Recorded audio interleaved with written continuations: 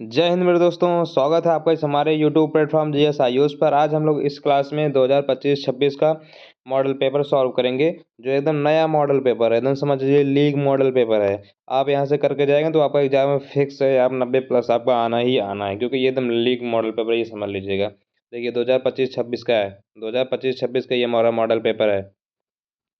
ठीक है, 2025-26 का देख लीजिए। 2025-26 का मैं झूठ नहीं बोल रहा। देखिए 2025-26 का मॉडल पेपर है, पूरा 70 नंबर का ये पेपर है। तो आप अगर इसको करेंगे पूरा, आपको 70 में से 70 लेकर आना है। यहाँ से करके जाइए, 70 से 70 लेकर आइए। तो चलिए हम लोग अपना वीडियो को स्टार्ट करते हैं। देखिए हमारा पहला प्रश्न क्या है। हमारा पहला प्रश्न क्या है। हमारा पहला प्रश्न है, दूसरा सप्ताह प्रकाशित कब हुआ था। दूसरा सप्ताह प्रकाशित कब हुआ था। तो हमारा जो दूसरा सप्ताह है ये प्रकाशित हुआ था सन 1951 में। सन 1951 में हमारा दूसरा सप्ताह प्रकाशित हुआ था। ठीक है। दूसरा प्रश्न हमारा, सुमित्रा मंद पंथ की रचना क्या है। सुमित्रा मंद पंथ की रचना क्या है। तो इसका सही है उत्तर जगह ए उर्वशी। ए उर्वशी। देखिए तीसरा हमारा प्रश्न है, छायावाद की मुख्य विशेषता क्या है। छायावाद की मुख्य विशेषता क्या है।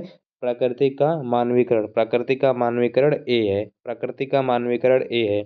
और देखिए चौथा हमारा प्रश्न क्या है, मैथिली शरण गुप्त किस युग से संबंधित हैं। मैथिली शरण गुप्त किस युग से संबंधित हैं। तो मैथिली शरण जो गुप्त है ये द्विवेदी युग से संबंधित है। किससे। द्विवेदी युग से। ए। देखिए अधिकतर जानते हैं। अगर आपको कोई आंसर अगर मान लीजिए थोड़ा सा इसमें चेंज हो गया, अगर दूसरा कोई आ गया तो ये समझ लें, अगर नहीं आ रहा है आपको ना, अगर मान लीजिए आप सोच रहे हैं कि बस अंदाज में से लगा दें, अंदाज में से लगा दें, कोई भी एक सही हो जाए, तो आप ए ही लगाइए, क्योंकि ज़्यादातर जो उत्तर होता है वो ए ही होता है। ए या फिर लास्ट में या फिर सी, यही दो चीज़ आपको अगर नहीं आ रहा तो यही आप करिएगा। ठीक है, उसके बाद और कोई मत करिए। अगर आपको नहीं आ रहा, अगर आपको डाउट में है तो यही कर दीजिएगा। ठीक। तो चलो आगे देखते हैं। देखो हमारा पांचवा प्रश्न। हमारा पांचवा प्रश्न क्या है, देखो। पांचवा हमारा प्रश्न है, केशव को कठिन काव्य का प्रेत किसने कहा। केशव को कठिन काव्य का प्रेत किसने कहा। तो केशव को रामचंद्र शुक्ल जी ने कहा। देखिए इसका भी पहला ही आंसर है, पहला ही आंसर ए इसका भी है। अब देखिए, अब देखिए छठवा छठवा प्रश्न क्या है। छठवा प्रश्न है, आजाद शत्रु नाटक के आजाद शत्रु नाटक के नाटककार हैं। आजाद शत्रु नाटक के नाटककार कौन है। जयशंकर प्रसाद। ये है। देखिए इसका भी यही है। इलाचंद्र जोशी के कहानियों का विषय। इलाचंद्र जोशी की कहानियों का विषय है। इसका क्या हो जाएगा। इसका क्या हो जाएगा। इलाचंद मनोवैज्ञानिक। क्या है भैया, मनोवैज्ञानिक। ठीक है, मनोवैज्ञानिक है। चलो आगे देखो, आगे देखो आठवां क्या है। आठवां प्रश्न हमारा क्या है। आठवां प्रश्न क्या है। आठवां प्रश्न क्या है। आठवां प्रश्न क्या है। सन सन 1018 से 1936 ईस्वी तक का समय। 1018 से 1936 ईस्वी तक का समय क्या है। किसका समय था ये। किसका समय था। किसका समय था, जल्दी बताओ जल्दी बताओ। प्रेमचंद्र। प्रेमचंद्र युग है ये। क्या है, प्रेमचंद्र युग है। ये वाला देखो प्रश्न पहले नहीं आता, अब ये सब प्रश्न जल्दी से आना स्टार्ट हो गया। ये नौ वाला प्रश्न ये पहले नहीं आता था। मिलान कीजिए, तो इसमें आपको मिलान करना है। तो आप इसको, आपको सही से इसको मिलान कर लीजिएगा। देखो मैली आंचल। मैली आंचल क्या है। मैली आंचल, मैली आंचल कहाँ जाएगा।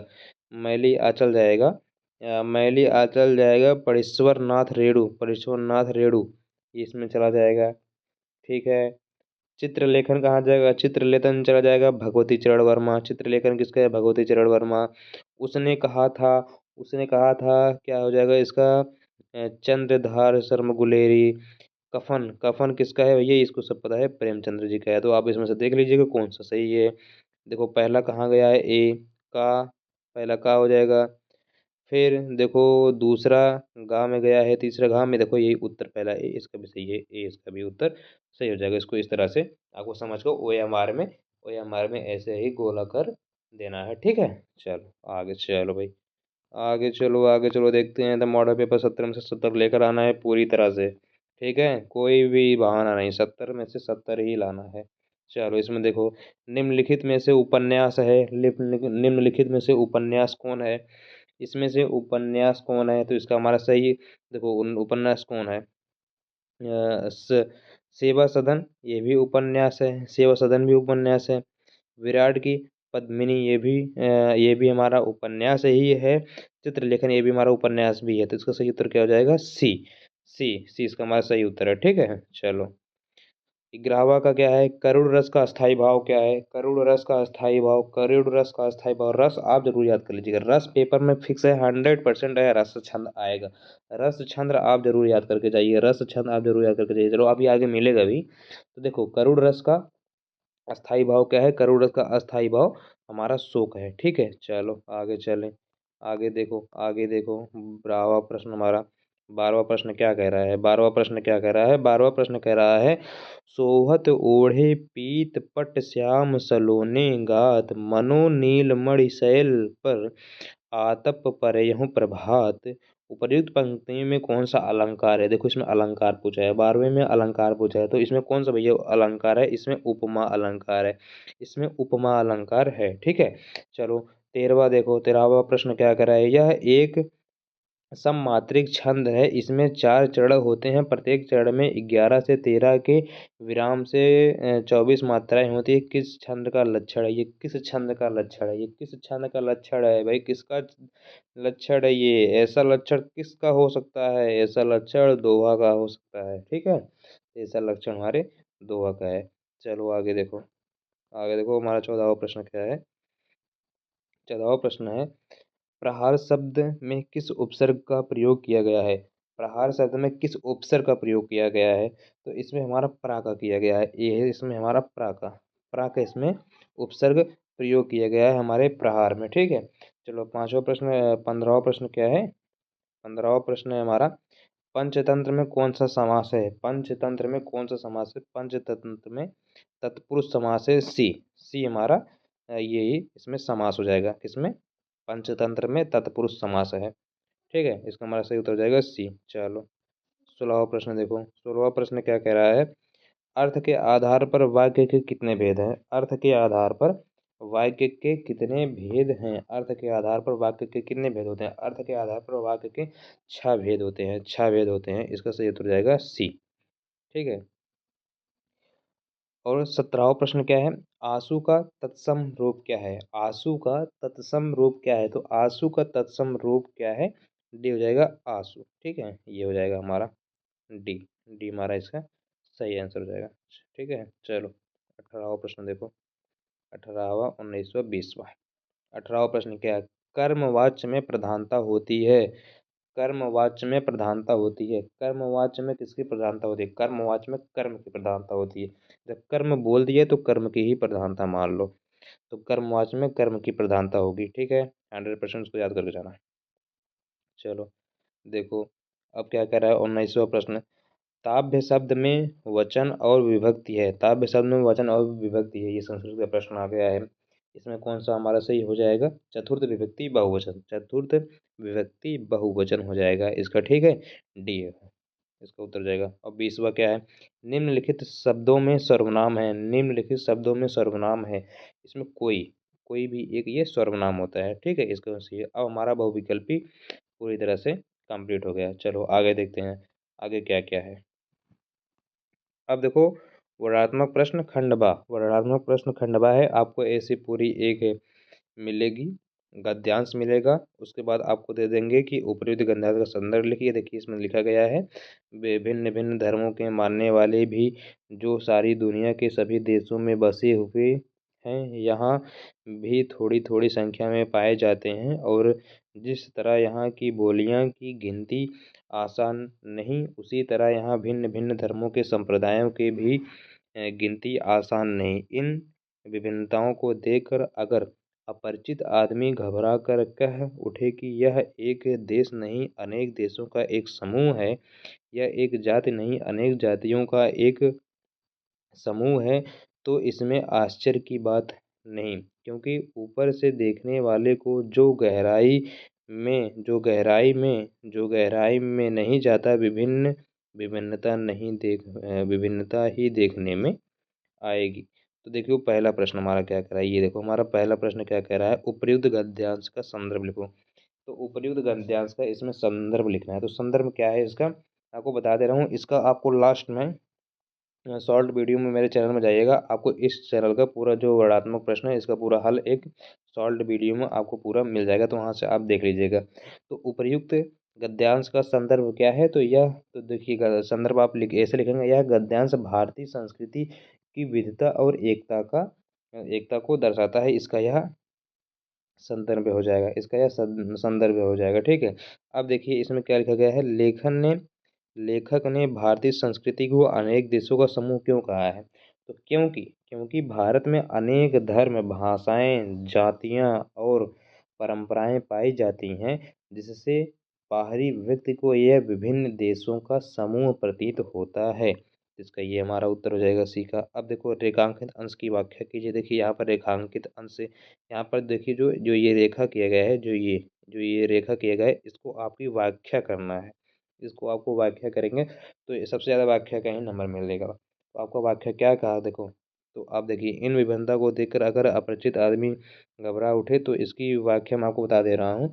लेखक कहना चाहता है कि भारत में विविधता होने पर भी गहरी एकता है। ऊपर ऊपर देखने पर विभिन्नता दिखती है, परंतु भीतर संस्कृति एकता विद्यमान है। और मैं आपको एक तरीका इसका बता दे रहा हूँ रेखांकित अंश की व्याख्या करने की। आप ऐसे लिख दीजिएगा कि इस लेखक ने ऐसा है, लेखक द्वारा कहा गया है कि इन विभिन्नताओं को, जो यही अंडरलाइन किया गया है, ये भी आप यही लिख दीजिएगा, आपको पूरा नंबर मिल जाएगा, फिक्स आपको पूरा नंबर मिल जाएगा। ठीक है, इसमें घबराने वाली कोई बात नहीं है। अब देखिए इसमें ऑप्शन दिए गए हैं, अगर आप ये नहीं कर पाते हैं तो आप ये कर लीजिएगा, अथवा करके दिए गया है आपको। अगर आपको ये नहीं आ रहा है प्रश्न एक में, अगर ये आपको नहीं आ रहा है, ये वाला आपको नहीं आ रहा है, ये वाला आपको नहीं आ रहा है, तो आप दूसरा गद्यांश कर लीजिए। आपके पास दो ऑप्शन दिए गया है। देखिए बोर्ड इतना कठिन नहीं होता जितना कठिन बनाया जाता है। दो ऑप्शन दिए गए, आप ये वाला कर लीजिएगा। देखिए इसमें भी यही दिया गया है, इसमें भी मैं आपको बता दे रहा हूँ, जो आपको सरल लगे वो वही कर लीजिएगा। तो देखिए इसमें क्या दिया गया है, उपयुक्त गद्यांश का संदर्भ लिखिए। मैं आपको डायरेक्ट उत्तर बता रहा हूँ, ये वाला मैं आपको डायरेक्ट उत्तर बता रहा हूँ। यह पद श्री कृष्ण और गोपियों के प्रेम तथा भक्ति भावना को व्यक्त करता है। इसका यह संदर्भ हो जाएगा। अब रेखांकित अंश की व्याख्या कीजिए। मैं आपको व्याख्या बता दे रहा हूँ, छोटा सा मैं आपको व्याख्या बताऊंगा, आप अपने हिसाब से लिख सकते हैं। अगर ये भी लिख के आएंगे तब भी आपको पूरा एग्जामिनर नंबर देगा। ठीक है, तो देखिए व्याख्या मैं आपको बताऊँ। व्याख्या देखिए, इसका व्याख्या क्या होगा, इसका व्याख्या होगा, गोपियाँ गोपियाँ कृष्ण के वियोग में व्याकुल होकर उनकी वेशभूषा और लीलाओं का अनुकरण करना चाहती हैं। ये इसकी हो जाएगी व्याख्या। अब देखो प्रस्तुत गद्यांश में प्रगतिशील का क्या अर्थ है, प्रगतिशील का क्या अर्थ है। इस पद्यांश में प्रगतिशील का, ये देखिए प्रगतिशील है, प्रगतिशील ये दिया गया है ना, ये प्रगतिशील, प्रगतिशील का अर्थ आखिरकार है तो है क्या, प्रगतिशीलता का अर्थ है तो है क्या, तो इसका सही, ये सही उत्तर हो जाएगा। वे कृष्ण की बांसुरी बजाने, गोधन चराने तथा वन में विचरण करने की लाल लीलाओं का अनुकरण करना चाहती हैं, ये उसका हो जाएगा अर्थ। ठीक है, चलो हमारा दूसरा प्रश्न क्या हो जाएगा, ये तो गद्यांश रहा, अब ये हमारा पद्यांश आ गया। ठीक है, अब हमारा ये आ गया पद्यांश आ गया। ओ माय गॉड, मैंने आपको ये गलत बता दिया भाई, ये मैंने गलत बता दिया। ये जो आपको भी बताया था, ये आपको ये पद्यांश का उत्तर बता रहा था, ये पद्यांश का मैंने उत्तर बताया आपको यार, माफ करना यार। उपर्युक्त, अब देखिए मैं ये पद्यांश आपको बता रहा हूँ, ये आपको मैं पद्यांश बता रहा हूँ। प्रश्न नंबर 2 पद्यांश बता रहा हूँ मैं, ये समझ लीजिए जो ये वाला आपको उत्तर बताया, ये इतना जो मैं आपको उत्तर बताया हूँ, ये उत्तर ये उत्तर जो मैं बताया हूँ, ये पद्यांश का बता रहा था अभी तक। इसका मैंने कोई उत्तर नहीं बताया, ये पद्यांश का उत्तर बताया था, मुझसे गलती हो गई, माफ़ कर देना मेरे दोस्तों। चलो आगे देखो। तो अभी आपको जो मैं प्रश्न बताया, ये देखिए ऐसे ऐसे प्रश्न आएगा, आप इसको याद कर लीजिएगा। यही सब वायरल पेपर में समझ लीजिए, लीग पेपर में यही आने वाला है 2026 में, फिक्स है यही आएगा। ये वाला ये वाला हर साल आता है, ये वाला हर साल आता है, ये वाला हर साल आएगा। 100% ये वाला आएगा ही आएगा, देख ले 100% ये पेपर में आएगा, फिक्स है ये आएगा। ऊधो वाला हर बार आता है, ऊधो वाला हर बार आता है, मैंने हर बार देखा है, ऊधो वाला हर बार ही आएगा। हर मॉडल पेपर में उधर ऊधो जरूर आपको मिल जाएगा। तो ये वाला पाठ और ये वाला संदर्भ आप जरूर पढ़ के जाइएगा, ऊधो वाला जरूर आएगा। ठीक, चलो आगे देखो। तीसरा प्रश्न क्या है, तीसरा प्रश्न क्या है, दिए गए संस्कृत गद्यांशों में किसी एक संदर्भ सहित हिंदी में अनुवाद लिखिए। संस्कृत का है, आपको हिंदी सहित इसमें अनुवाद करना है, तो आपको ये पूरा पढ़िएगा, उसके बाद हिंदी सहित अनुवाद लिखिएगा। संदर्भ को आपको 2 नंबर मिलेगा, संदर्भ को आपको 2 नंबर मिलेगा, और अनुवाद का आपको 3 नंबर मिलेगा। आप देखिए इसको पूरा अनुवाद करके आइएगा। ठीक है, ये देखो इसमें भी 2 ऑप्शन दिए गए हैं, अथवा करके आप चाहे ऊपर वाला करिए चाहे नीचे वाला करिए। अब देखो, हाँ एक बात और, इसमें वाराणसी वाला आप जरूर याद करें, क्योंकि वाराणसी वाले में से जरूर आएगा। ठीक है, तो वाराणसी वाला आप जरूर पूरा पाठ पढ़ के एकदम बढ़िया से रट के जाइएगा वाराणसी वाला। ठीक। चलो, चौथा देखो, दिए गए संस्कृत पद्यांश में किसी एक संदर्भ सहित हिंदी में अनुवाद कीजिए। हिंदी हिंदी में अनुवाद कीजिए, चौथा वाला दिया गया है। तो आप देखिए, इसे पढ़ लीजिएगा, आप उसको अनुवाद कर लीजिएगा। इसमें भी संदर्भ के आपको 2 नंबर मिलेंगे, अनुवाद के आपको 3 नंबर मिलेंगे, 5 नंबर का ये आपको आएगा, 10 नंबर आपका संस्कृत हो गया। चलो, पांचवा प्रश्न देखो। पांचवा प्रश्न क्या है? पांचवा प्रश्न क्या है? अपने अपने पठित खंडकाव्य के आधार पर निम्नलिखित प्रश्नों में से किसी एक का उत्तर दीजिए। तो आप इसमें आपके क्षेत्र के हिसाब से आपका ये खंडकाव्य होगा। 80 शब्दों में देना है, 3 नंबर का है। अगर देखिए, इसको मैं कहूँगा ना, आप इसको लास्ट में लिखिएगा। जो पांचवा प्रश्न है, ये पांचवा प्रश्न है ना, आप इसको एकदम लास्ट में लिखिएगा, एकदम लास्ट में। 3 नंबर का है, नहीं लिख पाओगे तभी चलेगा, क्योंकि पूरा लिखो ना, इसे एकदम लास्ट में लिखना। ठीक है। चलो, आगे देखो। पांचों प्रश्न देखो, इतना आपको अपने अपने क्षेत्र के हिसाब से लिखना है। जिस जनपद के होंगे, हर जनपद का ये अलग अलग होता है। देखो, छठवां प्रश्न दिया गया है, दिए गए लेखक में किसी एक का जीवन परिचय लिखना है। तो देखिए, मैं आपको बता दे रहा हूँ, डॉक्टर राजेंद्र प्रसाद का जीवन परिचय और उधर तुलसीदास का जीवन परिचय। देखो, मैं अभी देखा नहीं हूँ मॉडल पेपर, लेकिन बता दे रहा हूँ। उधर डॉक्टर राजेंद्र प्रसाद, इधर इधर डॉक्टर राजेंद्र प्रसाद, उधर उधर तुलसीदास जी का और महादेवी वर्मा जी का, ये 3 जीवन परिचय आप जरूर याद करके जाइएगा। फिक्स है, इसी में से आएगा, फिक्स है, यही 3 जीवन परिचय आप जरूर याद कर लीजिएगा। एक तो देखो, इधर डॉक्टर राजेंद्र प्रसाद का आ ही गया है ना। डॉक्टर राजेंद्र प्रसाद का जीवन परिचय मैं आपको कह रहा हूँ 100% आएगा। 100% अगर नहीं आएगा तो आप कमेंट कर में पेपर देकर आइएगा, बताइएगा डॉक्टर राजेंद्र प्रसाद का नहीं आया था, आपने कहा था। डॉक्टर राजेंद्र प्रसाद का जीवन परिचय फिक्स ही आएगा। ठीक। चलो, इसमें से आपको कर लीजिएगा। उनका पूरा जीवन परिचय लिखेंगे आप, आपको 3 नंबर मिलेगा। उनकी रचनाएं लिखेंगे, 2 नंबर मिलेगा। तो पूरा 5 नंबर का ये भी है। शब्द सीमा 80 शब्द है। ठीक है, 80 शब्दों में लिखना है। देखो, दिए गए कविताओं में किसी एक जीवन परिचय लिखिए। देखो, बिहारी लाल, सूरदास, माधवशरण गुप्त। मैं तुलसीदास कहा था, आप सूरदास का याद कर लीजिएगा, लेकिन तुलसीदास का भी याद कर लेना, तुलसीदास का भी याद कर लेना भाई, तुलसीदास का भी याद करें, क्योंकि तुलसीदास का भी आ सकता है। आप इन तीनों का, इन 3 या 4 का आप जरूर याद कर लीजिएगा, फिक्स ही आएगा। ठीक है। चलो, आगे देखो। मैं वैसे मैथिली शरण गुप्त का जो ना, ये सरल है। तुलसीदास को जी का और सरल है, अगर आप इसको याद करेंगे। ठीक है, याद कर लीजिएगा। देखो, सातवां प्रश्न क्या है? अपनी पाठ्य पुस्तक से कंठस्थ कोई एक श्लोक लिखिए। भाई, कोई एक श्लोक याद कर लेना, कोई एक श्लोक याद कर लेना, और उस श्लोक को जाकर आराम से लिख देना। ठीक है। चलो, आठवां देखो। आठवां प्रश्न क्या है? आठवां प्रश्न क्या है? निम्नलिखित में से किन्हीं 2 प्रश्नों का उत्तर संस्कृत में दीजिए। देखिए, 4 प्रश्न आपको दिए गए हैं, 4 प्रश्न दिए गए हैं। इन चारों में से किसी 2 का आपको प्रश्न संस्कृत में देना है। 2 नंबर आपको मिलेंगे, एक लिखोगे तो 1 नंबर मिलेगा। तो आप इसको देख लीजिएगा, आप इसको भी कर लीजिएगा। ठीक है। ऐसे ऐसे ही प्रश्न आपको मिलेंगे, ऐसे ऐसे ही प्रश्न आपको मिलेंगे। चलो, नौवा देखो, ये देखो भाई, 7 नंबर का सबसे खतरनाक तो यही होता है, निबंध और वो लेटर, वो एप्लीकेशन, प्रार्थना पत्र। यही 2 चीज़ आपके लिए सबसे महत्वपूर्ण है, सबसे महत्वपूर्ण यही है। सबसे ज़्यादा नंबर आपको यही देगा, याद रखना। निबंध सबसे ज़्यादा नंबर देता है। प्रदूषण पर निबंध, प्रदूषण पर निबंध आ सकता है, बेरोजगारी पर निबंध आ सकता है, यातायात के नियम देखो इसमें दिया गया है, जनसंख्या लाभ हानि दिया गया है। मैं आपको बता रहा हूँ, 2 आप फिक्स याद करके जाइएगा, एक प्रदूषण पर, एक बेरोजगारी पर। ये दो निबंध आपको जरूर मिलेगा कल के पेपर में, हिंदी के पेपर में, यूपी बोर्ड में। ये कक्षा 10 में ये 2 आपको जरूर, 2 में से कोई ना एक जरूर आपको फिक्स मिल ही जाएगा, एक प्रदूषण पे, एक बेरोजगारी की समस्या पे। तो आप इस पर 2 पर अपना एकदम बढ़िया से याद करके जाइएगा। निबंध 7 नंबर का है। आप मेरे चैनल में जाइएगा, शॉर्ट वीडियो में आपको प्रदूषण पर और बेरोजगारी पर, दोनों पे आपको एकदम अच्छे से पूरा बढ़िया से विस्तार से हर एक प्रस्तावना प्रस्तावना के रूप से, बहुत ज़्यादा लंबा भी नहीं है, छोटा है, और नंबर के हिसाब से 200 शब्द से थोड़ा बहुत ज़्यादा ही है, आपको एकदम अच्छे से दिया गया है। याद कर लीजिएगा, शॉर्ट वीडियो मेरे देख कर एकदम अच्छे से पूरे में उसमें मैं दिया हूँ। ठीक है, इतना याद कर लीजिएगा। अब देखो, यहाँ दिया गया है 10वां प्रश्न क्या है?